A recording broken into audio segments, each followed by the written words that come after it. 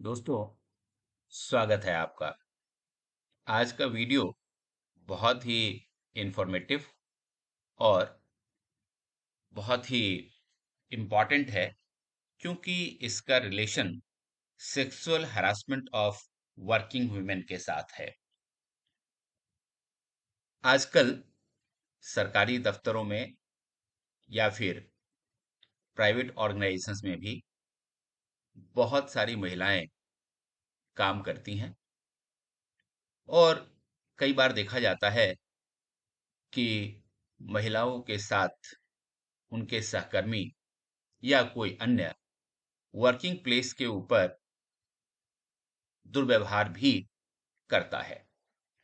तो ऐसी स्थिति में क्या होना चाहिए, क्या नियम है, इन सब चीजों के बारे में हम इस वीडियो में देखेंगे, जो कि आपके लिए बहुत ही जरूरी है।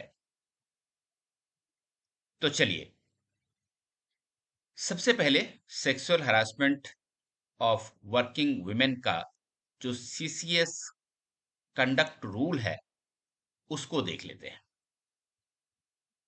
कि सेक्सुअल हरासमेंट कहेंगे किसको। तो इसके बारे में बताया गया है कि ये 5 परिस्थितियां हैं जिसमें आपको इस नियम को डिफाइन किया गया है। सबसे पहला, फिजिकल कांटेक्ट या फिर एडवांसेस। दूसरा, डिमांड और request for sexual favours, sexually coloured remarks, या फिर showing any type of pornography, या फिर कोई भी फिजिकल, वर्बल या नॉन वर्बल कंडक्ट जो सेक्सुअल नेचर का हो और जो अनवेलकमिंग हो, तो उसको सेक्सुअल हरासमेंट कहा जाएगा। ऐसी स्थिति में क्या करना चाहिए, क्या नहीं करना चाहिए? तो देखिए, रूल 3(1) ऑफ सब रूल 3 कहता है कि किसी भी तरह का sexual harassment of women employee is an act of unbecoming of a government servant and it amounts to misconduct। ये मिसकंडक्ट माना जाता है और इसीलिए अगर इस तरह का कोई केस आपके ऑफिस में होता है, तो जिस व्यक्ति ने भी इस केस को किया हुआ होता है उसके खिलाफ क्रिमिनल प्रोसीडिंग्स हो सकती हैं।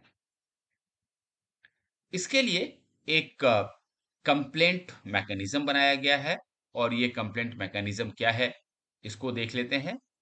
ये रूल जीआईडी 25 के रूल नंबर 3C है, जिसमें ये कहा गया है कि सेक्सुअल हरासमेंट इलेक्ट्रॉनिक बॉक्स, जिसको शॉर्ट में सी बॉक्स भी कहते हैं, ये एक ऑनलाइन कंप्लेंट मैनेजमेंट सिस्टम है जिसके ऊपर यदि किसी भी महिला के साथ वर्किंग प्लेस में सेक्सुअल हरासमेंट का केस हुआ है तो ऑनलाइन कंप्लेंट की जा सकती है।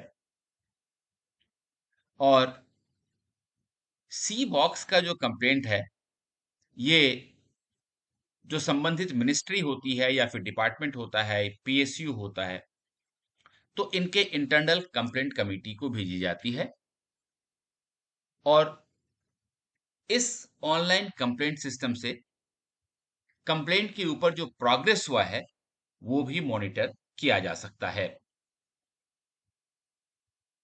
अब कंप्लेंट को सही तरीके से इन्वेस्टिगेट करने के लिए आपकी ऑफिस में एक कंप्लेंट कमेटी बनाई जानी चाहिए, जिसके कुछ रूल्स हैं जो कि हर गवर्नमेंट एम्प्लॉय को या ऑर्गेनाइज सेक्टर में काम करने वाले एम्प्लॉयज को जरूर पता होना चाहिए। क्योंकि सेक्सुअल हरासमेंट ऑफ वुमेन का केस अगर है तो ये complaint committee should always be headed by a women. इसका हेड हमेशा एक महिला ही होगी। और किसी भी तरह के प्रेशर या किसी भी तरह के इन्फ्लुएंस को रोकने के लिए इस कमिटी में एक थर्ड पार्टी इन्वॉल्वमेंट भी होनी चाहिए। ये कोई एनजीओ हो सकता है या फिर जो सेक्सुअल हरासमेंट केस से रिलेटेड जानकार कोई व्यक्ति हो सकता है। और ये जो कंप्लेंट कमेटी है, इसको मेनली दो पावर दिया गया है जो वो रेकमेंड कर सकती है।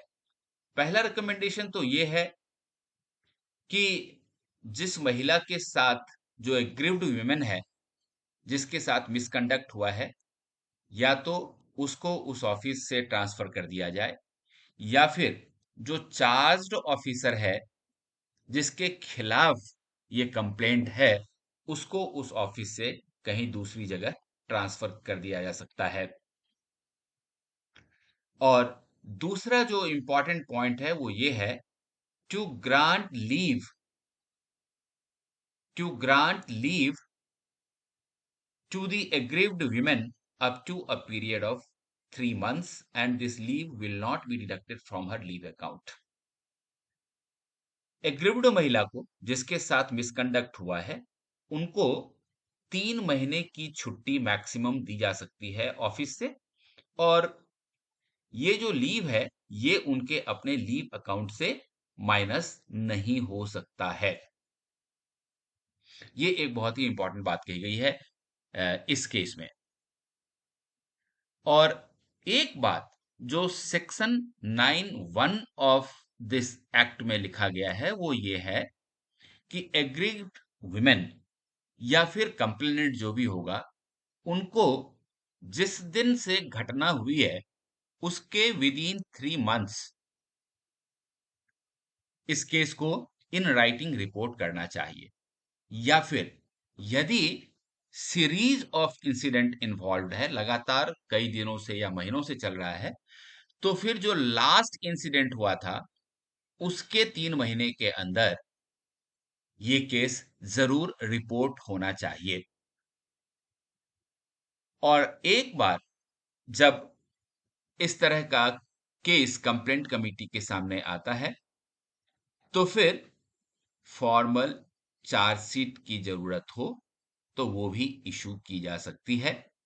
और इसके लिए रूल 14 का सब रूल 5 है, जो ये कहता है कि a decision on conducting the inquiry has to be taken from after consideration of the reply of charge officer को रिप्लाई का चांस दिया जाता है, और उसके बाद ये जो डिसिप्लिनरी अथॉरिटी है उसका फैसला होता है कि इस केस में फॉर्मल चार्जशीट दाखिल किया जाना चाहिए या नहीं।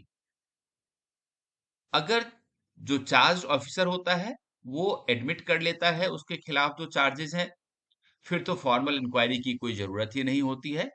और सीसीएस रूल का जो सीसीए रूल है, रूल 15, उसके तहत कार्रवाई की जा सकती है उस आरोपी के खिलाफ।